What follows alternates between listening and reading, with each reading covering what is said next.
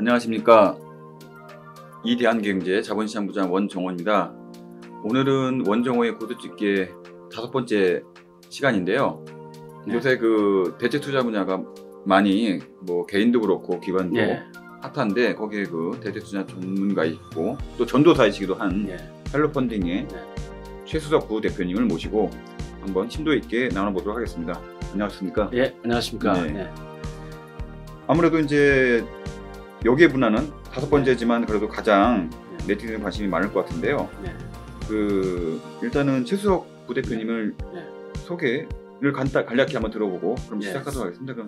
저는 대출형 크라우드 펀딩인 헬로펀딩의 최수석 부대표입니다. 제 이름이 수석, 그것도 그냥 수석이 아닌 최수석, 최고수석. 아주 제 이름값 좀 하무에 살아야 되겠습니다. 저는 현재 대출형 크라우드 펀딩인 헬로펀딩을 약 6년 전에 공동 창업해서 현재까지 아주 P2P 금융 시장 업계에 신뢰를 받으면서 성장시키고 있는 헬로펀딩을 잘 만들어 오고 있습니다. 그리고 저는 전에 외환은행에서 지금 하나은행 됐죠. 여기에 30년 이상 부동산 프로젝트 파이낸싱, 부동산 PF라든가 또는 기업전장 같은 역할을 했고요. 그리고 또 약간 늦은 나이였지만은 건국대학교에서 박사학위, 부동산학 박사를 취득했습니다.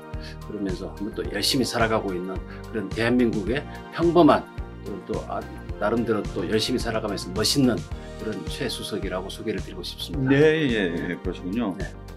그럼 본격적으로 대체투자. 여기 저한테 사전 자료를 줘서 저도 좀 읽어봤는데요. 대체투자가 뭔지는 아마 대부분도 알 거예요. 그거는 대체투자라는 건 이제 주식이나 채권을 제외한 여러 가지들을 대체로 할 수 있는 투자인데 그걸 또 10가지로 선정을 하셨는데 간략하게는 10가지나 되긴 하는데 어떤 게 있는지 한번 총괄적으로 말씀해 주실 수 있습니까? 일단 여러 가지가 10가지의 대부분을 다 소개를 해드리는 시간이 너무 없으니까 그러니까 중요한 내용 위주로 말씀드리겠습니다. 먼저 첫 번째가 우리가 이제 부동산을 근간으로 하는 그런 투자를 원칙적으로 일단 대체투자의 종류로 삼았습니다. 그래서 먼저 대부업을 통한 아파트 담보대출 투자 대부업, 그리고 또 여러 가지 직접 담보 설정을 통한 그런 투자, 그리고 또 상가 투자, 그리고 아울러서 또 여러 가지 클럽형 투자, 그리고 이제 시행 투자라고 있죠. 아주 많은 사람들이 관심을 가지고 있는 시행 투자. 그리고 제가 지금으로부터 약 6년 전부터 시작해서 현업에서 열심히 일하고 있는 P2P 투자, 그쪽과 아울러서 일단 리츠라든가 또는 펀드 투자, 그리고 또 직접 본인이 이렇게 뭔가 사업을 만들어가면서 할 수 있는 그런 또 부동산 관련된 투자, 이런 등등이 있다고 말씀드릴 수 있겠습니다. 우리가 생각하는 것보다 굉장히 다양한데요. 아파트 담보 대부업이라고 해서 어떻게 보면은 신생활 용어가 아니다 보니까 좀 어려운데 아파트 담보 대부업, 대부업은 알겠는데 또 아파트 담보랑 같이 합치니까 어떤 얘기가 될지 그 비즈니스 모델에 좀 간략히 소개해 주실래요? 혹시 이제 대부업을 다른 말로 어떻게 표현하는지 혹시 들으셨는 분 있으신가요? 대부 파이낸스? 저 생활금융업이라고 되어 있습니다. 생활금융업. 많이 그게 이렇게 홍보가 되진 않았는데요. 제가 말씀드릴 수 있는 것은 이제 아파트 담보대출을 하는 대부업입니다. 그래서 이쪽은 굉장히 안정적이고 그리고 또 굉장히 수요가 많죠. 그래서 요즘 이제 주택금융 규제가 매우 많지 않습니까? 이제 LTV나 또는 DSR 이런 쪽에 주택담보대출 비율이라든가 또는 DSR, 뎃서비스 레이쇼, 총부채 원리금 상환 비율 같은 그런 소득이 없으면 대출이 안 되고 아무리 담보가 있어도 서울 지역 같은 경우는 아파트 가격의 40%밖에 대출이 안 되지 않습니까? 맞습니다. 이제 그런 쪽에 일종의 이제 규제가 있는데 이런 규제의 차익을 바라보면서 하는 대부업이 되겠습니다. 이 부분은 대부업을 하게 되면은 이런 LTV나 DSR 규제가 없기 때문에 나름대로 또 괜찮은 사업이 될 거고요. 하나 이제 예를 들면은 서울 지역에 10억짜리 아파트가 있는데 대출이 9억까지는 40%인 3억 6천, 그리고 나머지 9억을 초과하는 1억에 대해서는 20% 2천만 원밖에, 즉 3억 8천만 원밖에 대출이 안 되는 거죠. 근데 그거는 은행이나 또는 뭐 보험회사, 저축은행, 또 신협, 새마을금고 다 똑같이 적용이 됩니다. 네, 금융권. 네, 그렇죠. 이제 그런 부분에 대해서 추가적으로 좀 더 안정적으로 몇 억을 한 3억 정도 더 할 수 있는 네. 그런 대부업 투자가 아주 요즘도 아주 안정적으로 할 수 있는 이슈가 되겠습니다. 아, 본인이 대부업체가 돼서 그렇죠. 돈을 빌려주는 역할을 하고 예, 예. 거기에 따른 금리 마진이라든가 여러 가지를 그렇습니다. 네, 받는 거네요. 근데 보통 대부업 하면은 약간 좀 부담스러운 용어죠. 네, 네, 네. 그래서 약간 좀 소위 말해서 깍두기, 뭐 검은 옷 입고 인사 이렇게 90도로 하시는 네, 네. 이제 그런 분으로 생각할 수 있는데 요즘 대부업 하시는 분들은 정말 이렇게 은행이라든가 이런 네. 금융기관에서 오랫동안 근무하신 그야말로 철저한 신용을 가지신 분들이 많이 화이트 컬러가 좀 있습니다. 많이 들어와 있죠. 예, 그렇습니다.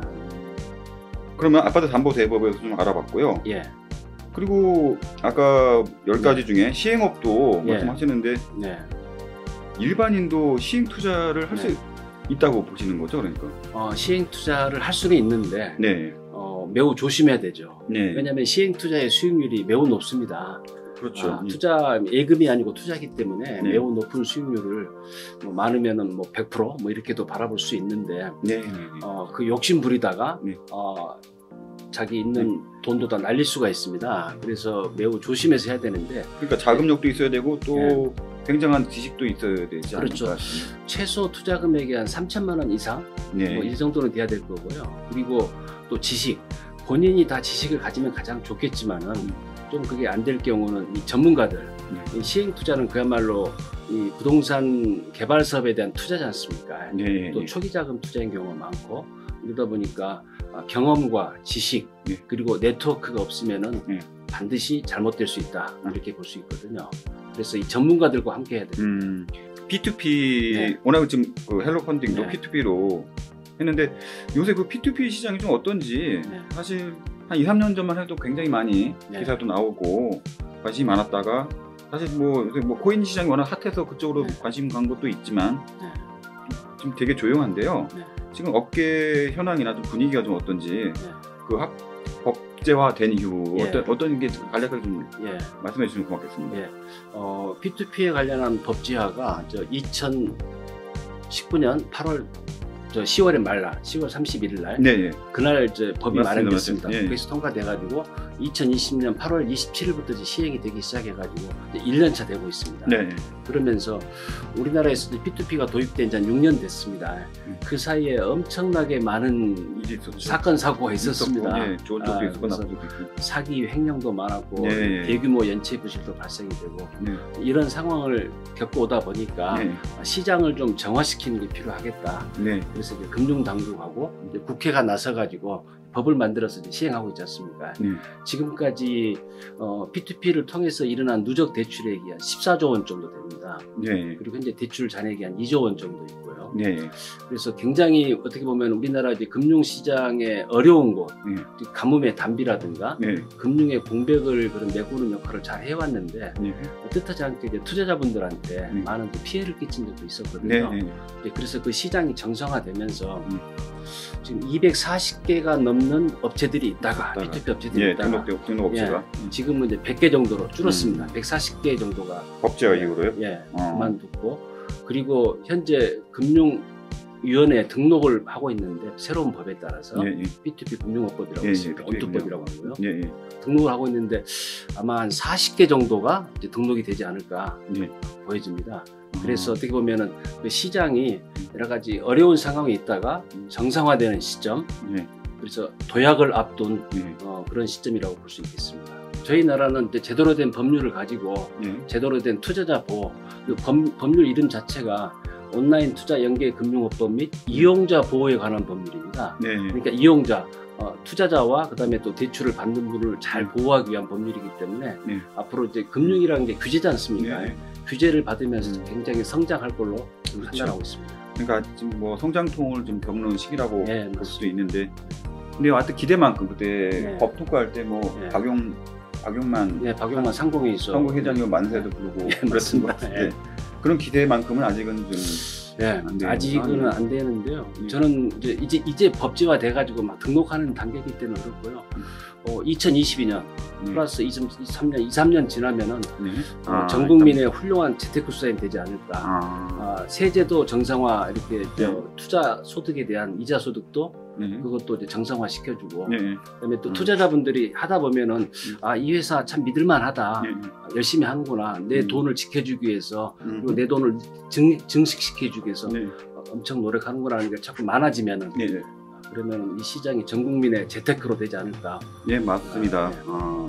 이 B2B 상품은 사실 뭐 어려워하는 사람들도 아직은 네. 저도 뭐 어렵죠. 어렵긴 네. 한데 그래서 네. 접근 안 하는 사람도 있는데 코인은 사실 어떻게 보면 자기가 돈 넣고 네. 그냥 가만히 기다리면 되니까 이제 네. 쉬워서 이제 소위 말하는 MZ 세대들이 네. 많이 들어왔는데 B2B 상품이 너무 복잡하고 여러 네. 개가 있고 네. 또 본인이 또 그걸 학습을 해야 돼서 어려운데 가장 쉽고 좀 핫한 상품을 뭘 그럼 초보자라면 뭘 또 시작을 해야 될지 아니면은 네. 그래도 남들보다는 더 안정적으로 네. 좀 끌고 갈 수 있는 상품이 있다면 네. 어떤 게 있을까요? B2B 상품 중에서. 네. 여러 가지 P2P 상품의 이제 분야 카테고리가 여러 가지가 있는데 네.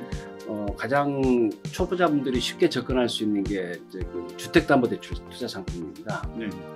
아까 말씀드린 대로 이제 금융 규제가 많이 있는데 P2P는 이런 LTV나 DSR 규제가 이제 현재 없지 않습니까? 네. 그렇기 때문에 예를 들어서 서울 지역 아파트를 가지고 40% 이상 담보대출 해줄 수 있기 때문에 네. 그렇기 때문에 안정적으로 투자할 수 있는 그런 좋은 상품이고요. 근데 또 하나 제가 추천하는 것은 이제 SCF라고 해가지고요. 서플라이 체인 파이낸스에서 이제 공급망 금융 네. 또는 이제 매출망 금융이라고 표현을 하기도 하는데요. 이런 신용카드 사용에 대한 확정 매출 채권. 네. 그러니까 우리가 식당에서 이렇게 식사를 하시고 네. 네. 카드를 이렇게 사용했을 때 네. 그 카드 대금을 식당 주인은 곧바로 받는 게 아니지 않습니까? 네. 2, 3일 있다 받는데 그거를 미리 주는 그런 아. 신용카드 확정 매출 채권 상품이라든가 또는 여러 가지 또 이런 온라인 그런 상품 판매들 네. 이커머스 예. 이런 쪽을 유동화시켜주는 이런 매출 채권 유동화 쪽 유동화 시장이 이쪽으로 들어온 거구나. 예. 그리고 특히 이런 부분은 소상공인 분들을 지원하기 위한 좋은 네. 금융 상품이기 때문에 아주 나라 경제적으로도 큰 역할을 할 걸로 보여집니다. 예. 그러면은 진짜 나는 네. B2B 상품 투자를 하고 싶다. 근데 네. 사실 업체도 중요하잖아. 아까 말씀드린 그렇습니다. 것처럼 네. 세상이 좀 예. 험하고 좀 못 네. 믿을 때도 많고 하니까 예. 그럼 어떤 업체를 골라야 되는지 그냥 여기 뭐 동사하는 거를 떠나서 그냥 객관적으로 네, 봤을 네. 때 진짜 투자자 입장에 봤을 때는 네. 누구를 골라야 되는지 한번. 제가 볼 때는 크게 봤을 때 세 가지인데요. 첫 번째는 이 P2P라는 게 네. 대출형 크라우드 펀딩이지 않습니까? 네. 즉 테크 기술을 기반으로 한 금융이거든요. 네. 금융 대출이거든요. 네. 그래서 이제 대출을 잘하시는 분들, 경험과 지식이 많으신 분들, 즉 금융권 출신이 많은 임직원의 금융권 출신이 많이 포함되어 있는 그렇죠. 일단은 사람이 하는 거니까. 예, 그런 회사를 선택하시는 게 그렇죠. 금융사들은 또 평판도 같은 거 따지니까 예, 그렇습니다. 자기 평생 동안도 그렇게 예, 일해왔던 사람들이 많은데 예, 를 뽑아야 되는 건 지당한 말씀이시네요. 예, 예. 그리고 이제 두 번째는 아무래도 이쪽에 그 플랫폼이라고 그러죠. 홈페이지 네. 그쪽을 통해서 그 해당 P2P 업체의 임직원들의 얼굴을 사진을 공개해주고 그분들의 프로필을 공개해준 업체. 이분들이 설마 이제 사기치고 내 얼굴 다 나가는데 네, 맞습니다. 사기치고 이러면 안 되잖아요. 그렇기 네. 때문에 그만큼 또 내놓는 상품에 자신이 있다는 자신감이 거죠. 있고 그렇죠. 네. 그리고 이제 세 번째는 아무래도 업력이 좀 오래되고 그다음에 또 이런 연체율, 부실률이 아주 낮은 업체 예, 예. 그런 업체를 선택하시면은 대부분 다 성공할 수 있다고 볼 수 있습니다. 그다음에 아까 10가지 중에 네. 또 간접 투자 쪽도 예, 말씀하셨는데 부동산 펀드나 리츠 예. 이쪽이 이제 어느 정도 뭐 이게 어떻게 돌아가는지는 좀 많이 알 것 같은데요. 예. 사람들이 알 것 같은데 여기도 그러면은 고르거나 투자 시 뭐 유의점이 있을까요? 부동산 펀드나 리츠에 대해서 한번 말씀해 주셨으면 좋겠습니다. 예, 리츠나 펀드도 이제 훌륭한 투자 수단입니다. 간접 투자 수단이죠. 네. 근데 리츠나 펀드도 결국 이제 사람들이 하는 일이지 않습니까? 네. 그래서 그 회사의 리츠나 펀드를 만드는 회사의 경영진이 어떤 사람이고, 네. 그다음에 또 그 리츠나 펀드를 만드는 자산운용 전문 인력의 경력 네. 그런 걸 좀 잘 확인해봐야 될 것 같습니다. 네. 그리고 또 하나 부분은 이쪽에 그 해당 상품에 대한 투자 보고서 네. 이런 걸 등을 잘 살펴봐가지고 네. 꼼꼼히 살펴보면서 내 소중한 자산이 투자가 되는데 네. 정말 믿을만한가 이렇게 보셔야 될 거고요. 네. 그리고 또 이쪽에 투자하실 때는 중간에 대부분 중도 상환이 안 되지 않습니까? 네. 그러니까 중도 일반 은행의 예금담보대출처럼 중간에 대출 받을 수 있는 형태가 아니기 때문에 네. 반드시 기간에 맞춰서 여유자금으로 투자를 하셔야 된다. 이렇게 말씀드릴 수가 있겠습니다. 그렇군요. 그래서 사실은 이제 실물 부동산을 담는 네. 펀드 같은 경우는 그 임대 수익하고 여러 가지를 하니까 좀 안정적이면서도 네. 큰 욕심 안 내고 안정적으로 갈 수 있는 건데 네. 또 이거보다 좀 더 높은 수익을 원하면 개발형 예. 펀드라든지 리츠로 그렇습니다. 들어가는 거잖아요. 예. 그런데 이제 사실 2007년 8년에 그때 파이시티 사태 때 예. 약간 움츠러들었었거든요. 예.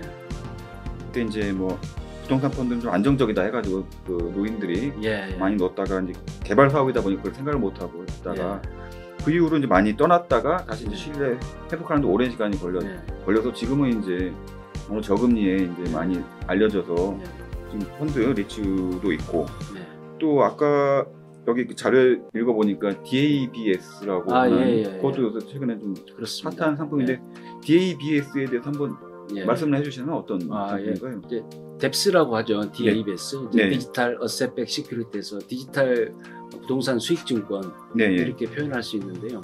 이거는 이제 블록체인을 기반으로 해가지고 일반 이제 모바일이나 그러니까 휴대폰이나 데스크탑 PC를 통해서 투자 대상 물건을 미리 정해놓고 자금을 모으지 않습니까? 그래서 보통 이제 1뎁스 하면은 뎁스 하나에 1뎁스당 우리 주식 액면가 5,000원처럼 1뎁스당 5,000원 해가지고 개인 투자자나 또 법인 투자로부터 자금을 모아가지고 그 들어온 자금을 가지고 부동산을 사든가 그래서 사서 임대를 하면서 임대 수익을 돌려주는 그런 형태의 투자가 현재 뎁스 투자가 되는데 10가지 그 대체 투자 분야 사실 많긴 한데 다 외울 수도 없는 거고 그러면 어디 투자하는 게 마지막으로 한번 찍어주시고 또 새롭게 뜨는 분야는 어디를 또 주의 깊게 관심 있게 봐야 되는지를 설명해 주시면 좋겠습니다. 일단은 얼마나 쉽게 편의성을 가지고 있느냐 그런 부분 하나하고 그 다음에 투자 금액의 규모에 따라 달라질 수가 있겠습니다. 그래서 저는 첫 번째 추천하는 게 당연히 P2P 헬로펀딩 투자 상품을 당연히 추천하게 되는데 헬로펀딩 투자 상품 같은 경우는 10,000원 이상으로 투자할 수가 있습니다. 그리고 이런 스마트폰 또는 데스크탑 PC를 통해서 365일 24시간 언제든지 투자할 수가 있고요. 그래서 10,000원 투자하면서 거기에 플랫폼에 보면 굉장히 다양하게 저희 홈페이지에 투자 상품에 대한 내용을 공시를 하거든요. 그래서 어떤 투자에 대한 공부 그런 측면에서도 매우 유용합니다. 그리고 또 그럼 앞으로 새롭게 뜨는 분야가 또 있을까요? 연구하시고 계속해서 이제 저는 여러 가지를 보고 있는데 대체 투자 대체 투자 중에서요. 그 중에서 이제 저는 아까 말씀드렸던 이제 클럽형 투자 그쪽이 아무래도 앞으로 더 발전해 가지 않을까. 이런 저금리 상황에서는 아무래도 이런 안정적이면서도 그다음에 또 전문가들이 하는 클럽형 투자 그러니까 일반 기관 투자가들의 전유물이었던 그 대체 투자를 일반인들도 접근할 수 있도록 만드는데 그 대신에 이제 아주 많은 다수가 할 수는 없는 거고요. 5명, 10명 이런 분들이 같이 하는 클럽형 투자 이런 쪽이 어떻게 보면은 이런 그 해당 분야의 전문가들과 함께 하면서 높은 수익률도 올릴 수 있는 그런 게 아닐까 보여집니다. 사실 근데 아까 클럽형 투자를 그럼 자기가 하고 싶은데 그럼 어디를 가서 찾아봐야 되냐 하는 사람들은 어떻게 해야 되나? 그거는 결국 이제 네트워크를 통해서 이제 아름아름으로 하고 있으니까 어디 또 이런 인터넷 검색을 통해서 하기는 좀 어렵습니다. 그렇게 찾아가기는 쉽지 않고 또 관심이 있게 자기가 발품 발휘도 하고 사람도 많이 만나보고 그래야 되는 어차피 그런 시장은 항상 있으니까요. 감사합니다. 오늘 짧지만 아주 강렬하게 여러 가지들 대체 투자에 대해서 깊이 있게 말씀을 나눴습니다. 오늘 귀중한 시간 내주셔서 고맙습니다. 감사합니다. 말씀 잘 들었습니다.